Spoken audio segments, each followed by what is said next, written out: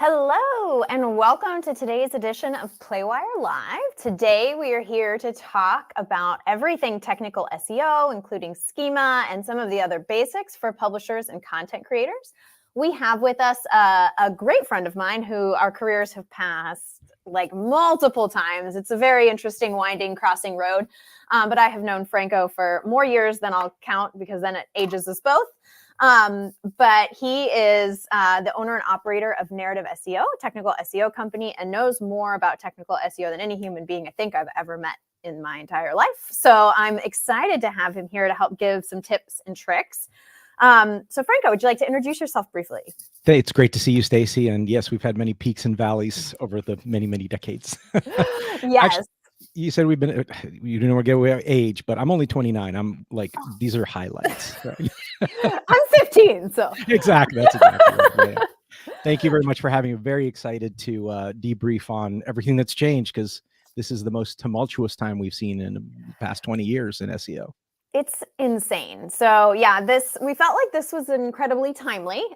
We're in a very weird place where a lot of publishers and content creators are frankly terrified because we're on the shakiest ground I think we've ever been on. And so if they've built their history on organic traffic and that's been their source, that's what drives people to their site, we're in a place where it's kind of eroding beneath our feet. And so some of like the really big things lately that are top of mind are obviously Google's AI and add onto the scene here, and like how that's going to continue to erode the need to click through to a website and keep more people in search results. There's the giant leak we just saw with like what Google's algorithm was a little while past is not necessarily what it looks like today. And then, you know, there's fears about AI generated content on websites even. So there's just so many things changing right now. And any publishers who've built their business off of organic traffic are in a period where they're questioning a lot of, you know, what drives their revenue. And so I think it's a fascinating time to talk about this. And you know, one of the things that I say is it's a really good time to think about the basics. Most of this isn't like shiny penny magic pill stuff. It's a lot of basics, and I love your approach. So I wanted to start out by letting you just kind of do a quick overview of the things that you think are most important in today's climate, sure, from a technical SEO perspective to help publishers who are still driving a good amount of traffic from organic.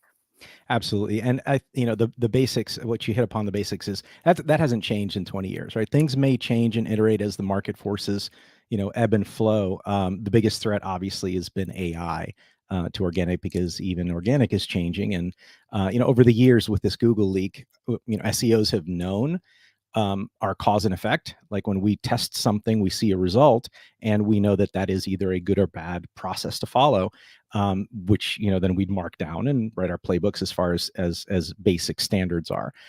What's really changed is the entire market from organic, because now, for example, in the legal industry, let's just use that as a quick example. If you're a personal injury attorney, there's no way you're relying on organic by itself. Just the available market, as well as the competition that you have, forces you to do outdoor, meaning digital PR, right? You're on a billboard, you're on radio, you're on TV or whatever. So that is what's sort of transitioning to everybody that took benefit of, you know, all of these decades of organic traffic and did it well, is that your content really has to go to different channels, and AI is one of those channels. And you can optimize for AI as well if you're not blocking AI. Even if you're blocking AI, it's going to figure it out because of historical data. So we always rely on the basics. And those things are very standard, and they've been around for a very long time. You know, robots text file, web speed, things like that really haven't changed ever, because machines are machines, and a website is just a component, a piece of software on a machine, essentially. So those basics really are where everybody should focus first. Nobody gets it right. I mean, we've done thousands of audits in the past 15 years, and everyone had a certain component that wasn't looked at, right? From a technical layer standpoint, regardless of content. Content is always still the most important, because you don't rank without content. But you can, you can thwart yourself a little bit if you don't get the technical layer right. Yeah, it's hugely important, and it's I kind of think of it like going to the gym, but like not having the right equipment, right? Like you can go with every great intention. You can have a workout written and ready to go, but like if you show up and none of the equipment you need is there. Exactly. Yeah. How are you going to work on it? Like, yeah, exactly. Yeah, well, I think we have a framework called the 10 must-haves, and I'll share screen real quick and go through a couple Absolutely, I slides love it. that might help. This is just kind of an overarching principle of what the basics should look like for anyone that has a website. It's platform agnostic. It doesn't matter if you're on WordPress or BigCommerce, Shopify, any one of the other, HubSpot, etc.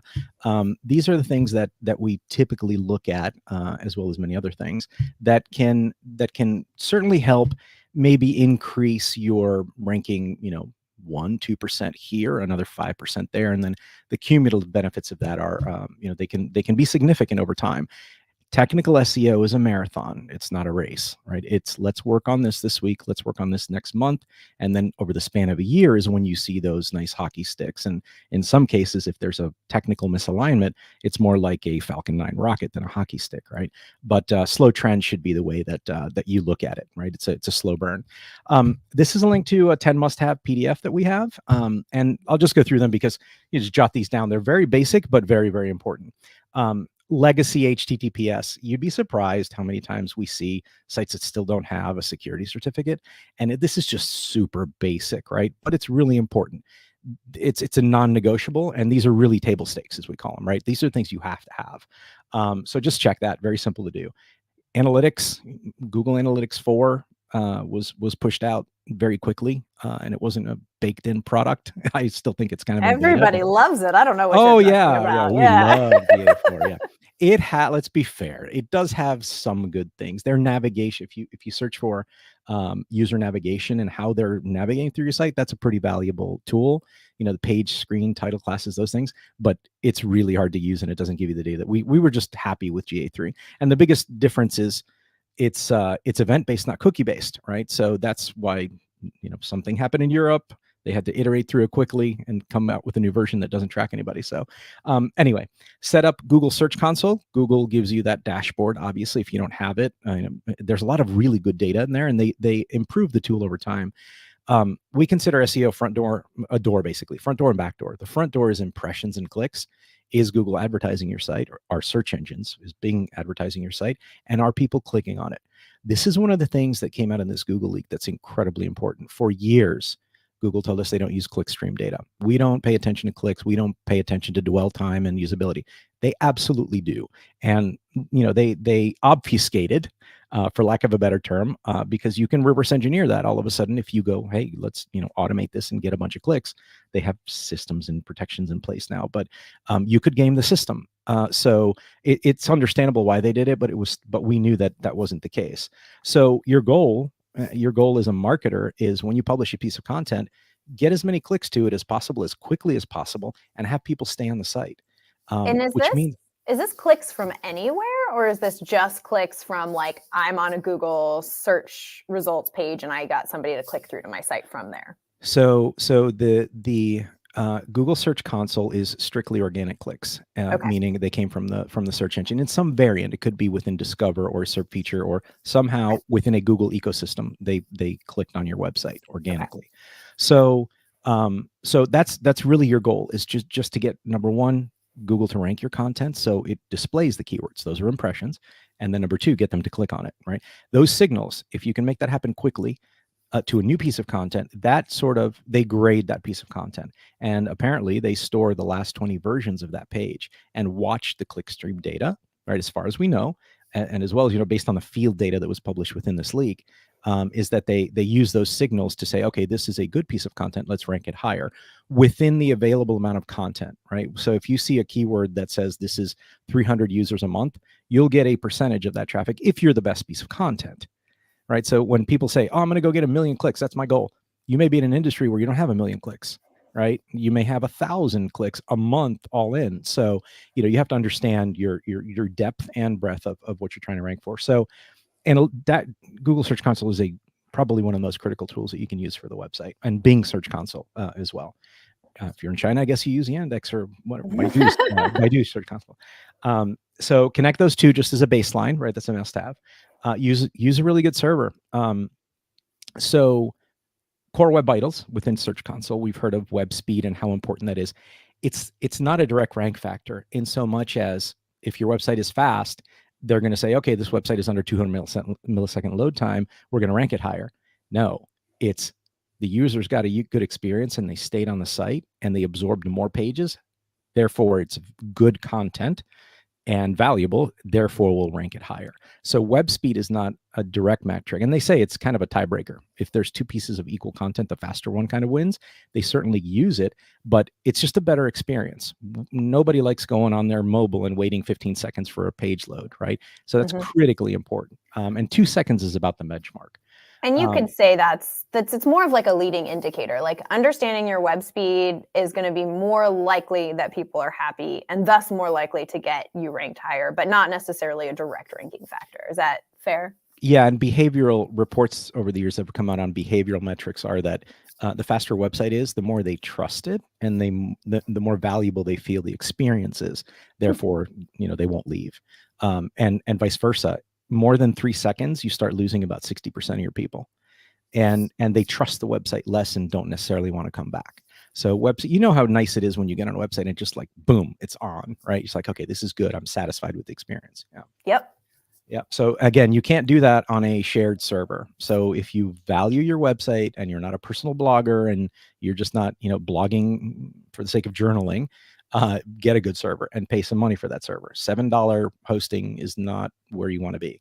There's a million good hosts out there. You can turn on your own VPS, et cetera. So HubSpot's great. Shopify's great. They all do the backend layers very well. XML sitemaps. Sitemaps are really important. Sometimes they're not generated. Just make sure you have a sitemap and it's updated as frequently as when you publish. And here's something that did come out of the leak that we knew existed, but it was validated, is QDF. So query deserves freshness. Let's say some news event happens.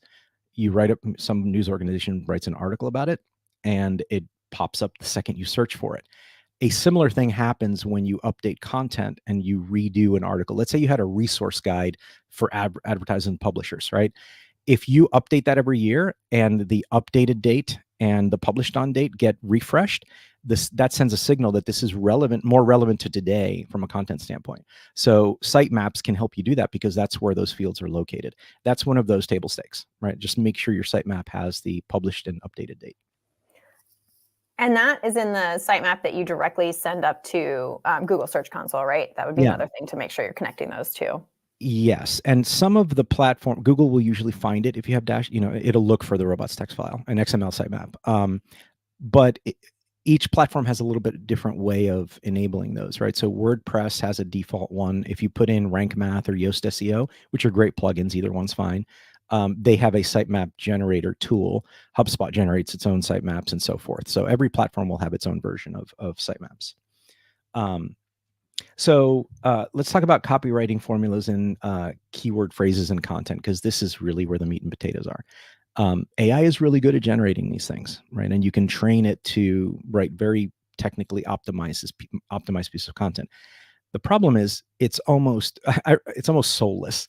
I heard someone say the other day that the one thing about AI generated images that you can tell that computers aren't human is the pictures don't have any soul to them, right? And same thing happens with the content, right? It's very clinical to a large degree. If you don't tell it, even if you tell it be concise and friendly, it's friendly in a machine kind of way, right?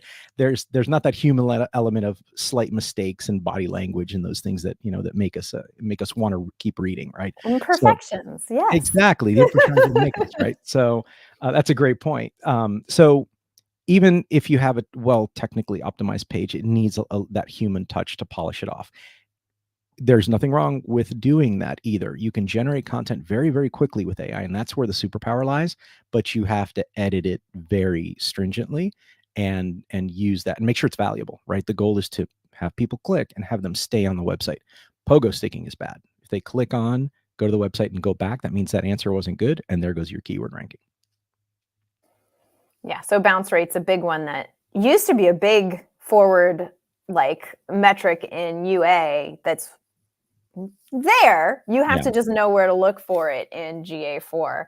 But I kind of live in that explore section of GA4 where you could just go get all the old UA metrics. Yeah, exactly. That's really what they said in the leak, or the leak pointed out, is that the clickstream data, what are users doing and the Chrome data, they're aggregating everybody's Chrome browser data, right, to see what websites they're going to and how usable and how valuable the page is. So just keep them on your site, right? And that's the goal anyway, right? Make good content and have people like it and fill out your contact forms, for example, or the event-based tracking. So, all right, not too much more about that. So we actually covered a little bit about the AI threat opportunity on, is this good or bad? Let me say this one point. It's already crawled the web. It's crawled the websites, right? It's inside of Reddit. It's everywhere. We have not specifically optimized for ChatGPT, but 2 of our clients in the legal space are ranking number 1 and number 5 for their very specific niche, very competitive terms on OpenAI, just by you doing the basics right. Because again, the machines can come in, absorb the data, make sense of the content and meaning, and it's doing the same thing that Google is essentially, right? So that can be an opportunity, because as search shifts over to GPT, Perplexity, Claude, etc., you've already trained those models on your website. So this is a balance of, you've got to decide for yourself: is it a threat or is it an opportunity? And what can you leverage or not? I see it almost as just like a bigger version of when Google rolled out the SERP results, right? Like the ability for you to do the frequently asked questions, or when they did the definitions, like the featured snippets that pop up, right? At first, everybody kind of freaked out about the same thing, right? Like nobody's going to click through to my site. And then they realized, oh, actually, it's just really good to be in that. And then people still click through. So I think it probably depends like a very, very heavy amount on the type of content, right? If it's like a surface level answer, yeah, people aren't going to need to click through. If you're like, who was the actress in that one movie? Like all you're looking for is the answer. Yeah. But if you're like, teach me about thermodynamics, AI's answer isn't going to be enough. And you're going to click through to the sites that came back and filled out the AI answer. Right. And we look at it in the sense of the long tail as well. What if your answer is the perfect answer for the long tail keyword of a very specific target? That's a commercial keyword, right? Not educational. You have to kind of filter what those are as well as you do your keyword research. So that's a great point. So it would be good to be in the people also asked, in that sense, as the top entry or whatever, because you're taking all of that traffic for that particular long tail. So again, it's complicated. Just write the right content that covers all the bases, right? The holistic SEO, as they call it. So another thing that another sort of procedural change that we're considering now, we've always talked about content roadshows, meaning let's say you write the best article on a particular topic that is going to be valuable to your audience and turn into form submissions, leads, etc. The difference that we know now with the leak is that web pages, as they publish, as Google crawls them, they get assigned a value. They're either valuable or not based on how many clicks they're getting and how much time people are spending on it. So if you can PR that piece of content, assuming it's important for you, maybe it's a research guide, maybe it's a news article on a particular topic that's very hot in your industry that would turn into questions for your business, is do a press release on that page.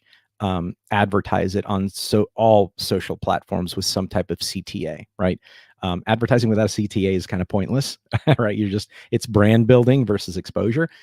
The goal of SEO is to become a brand, because that's really where you're going to solidify your position within Google and Bing and search engines, is when you are the name for a thing, Coca-Cola, etc., right, to your degree within your market. But the difference is now when you launch a piece of content, you have to promote it and get people to stay on the piece of content or stay on your website.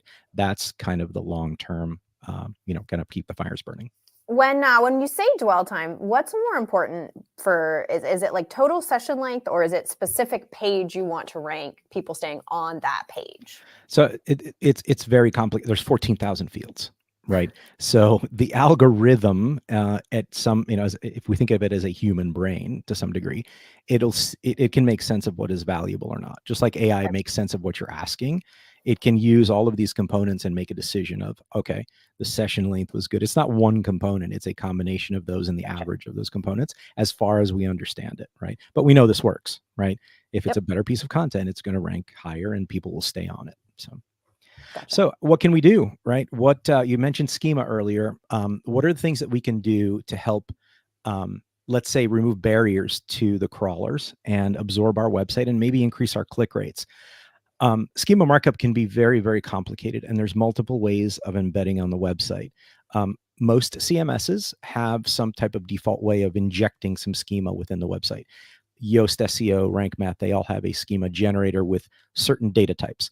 So if we can imagine that schema is a bunch of topical entries that you can fill out, um, uh, meaning here's an organizational template. I'm going to fill out all the data for my organization, and I'm going to target the knowledge panel. If you search for Google or Microsoft or whatever, you in the Google results, you'll see a right-hand panel that has founded, by Bill Gates in this year, their stock price, et cetera. All that can be pushed with schema.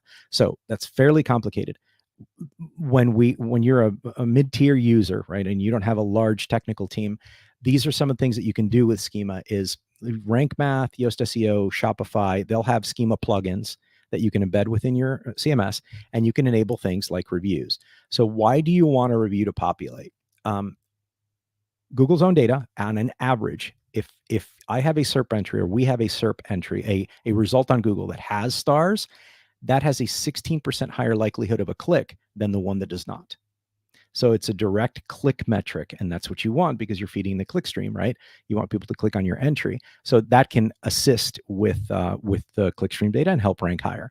There's also, like if you're doing reviews, in the context of your Google My Business listing, where you're asking for a review, those can send really strong localization signals if you're a local business and improve your ranking within, the box they put you in for Los Angeles or Miami, et cetera.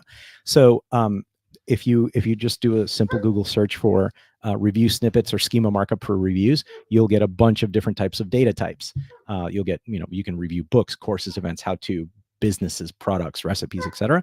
So you pick the one you want, look at the data fields, fill it out, and your plugin will help you generate those. If getting any more complicated than that, interestingly enough, there were almost no schema fields within the Google leak. So this is on another, it's not that it's not there, it's on another part of the algorithm or a different part of the engine as far as we understand, and more research is needed, basically. But we do know that you can trigger things on Google by using schema markup in this fashion. I think to me, the value I see in schema is in a lot of the passing of credibility signals, almost more than anything. It's really less about like specific keyword data you might be putting in, but it's a way to pass signals that you're a credible source. Right. In an age where I do think the leak was pretty clear that it's like, downgrading what it considers fake news sources. Like it gave some level of like ranking to like authority levels and things like that on sources. So anything you can do, and schema to me is a great tool for this, to pass credibility signals is a positive in today's climate. Absolutely. Yeah. And we go back to the holistic SEO, right? I mean, everybody argues about EEAT and all those things, but if you consider the quality of a link, which they do, right? Is this a link that is relevant to the page it's linking to? Are people clicking on that link, right? Are they related? All of those factors come into play with the trust signals. And, the clickstream data seems to be really, really, really important. We have a lot of examples of content ranking with very little to no backlinks at all. And that can be a really interesting thing. If your content is better, it's going to rank better regardless of, let me qualify that.